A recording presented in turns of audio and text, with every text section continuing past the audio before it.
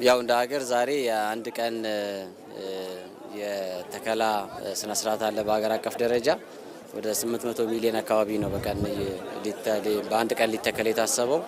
እኛም እንደ ክልል በዛሬው ዕለት ወደ 2.85 ሚሊዮን ችግኝ ነው ለመትከል በ91 የተለያዩ ቦታዎች ለመትከል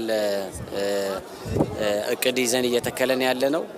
እንግዲህ ከዚህ አንጻር በባለፉት አመታት እንደ ሀገር የተጀመረው የግሪን ሌጋሲ በክልል ደረጃም ተግባራዊ ተደርጓል በተለያዩ ቦታዎች። በዚህ መሰረትም አጠቃላይ ፎረስት ከቨሬጅ ከነበረበት ወደ 28% ነው ከፍ ያለው። ያ ማለት በተለይ ይሄ ክልል በብዙ ቦታ ከዚህ ከአረንጓዴ አሻራ የመትከል ባህል ጋር ተያይዞ ብዙ ክፍተቶች የነበሩበት ነው። ለተለያየ የኢንቫይሮንመንት ችግር እንዲሁም ደግሞ የመሬት መራቆት ይዳረግ ነበረ። ከዛ ከተከላው በኋላ ብዙ ጠቃሚ የሆኑ ፋይዳዎችን ማግኘት ችለናል።